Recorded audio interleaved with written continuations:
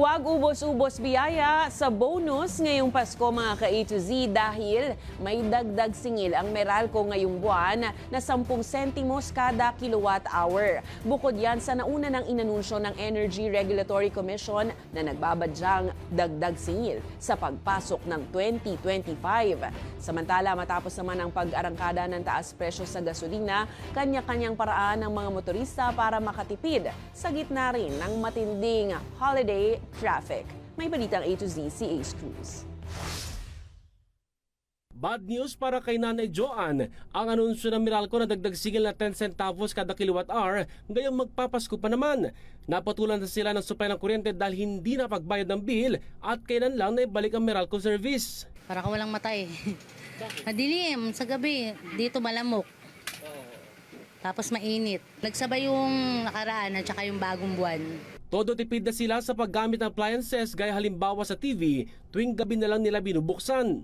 Kagaya ng dati, paliwanag ng Meralco ang panibagong dagdag singil ay bunsod ng mataas sa generation charge mula sa Wholesale Electricity Spot Market o WESM. Ang dahilan naman dun sa 18.39 centavos increase sa generation charge ay dahil sa mas mataas na singil mula sa Wholesale Electricity Spot Market. Ito po ay tumaas ng 25 centavos.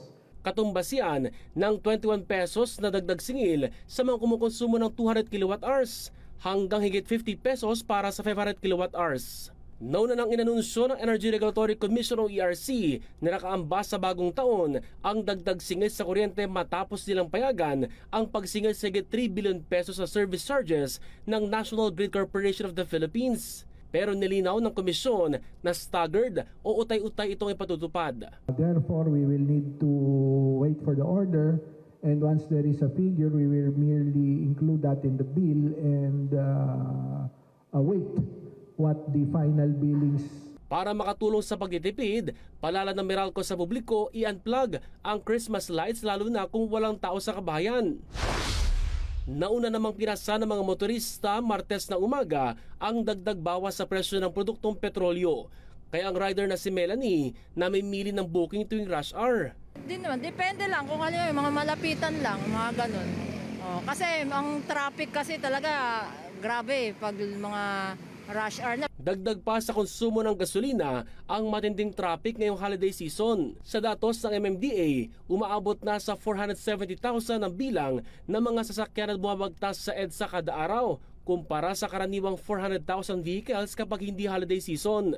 Inaasahang tataas pa ito ng 15% habang papalapit ng Kapaskuhan. They'll be flocking to the malls to spend time with the families, to of course makapagpasyal po, and of course to do some shopping na rin. Para makabawas kahit sa usat pagong nadaloy na trapiko ngayong holiday season, puspusan ang ginagawang clearing operations ng MMDA sa mabuhay routes.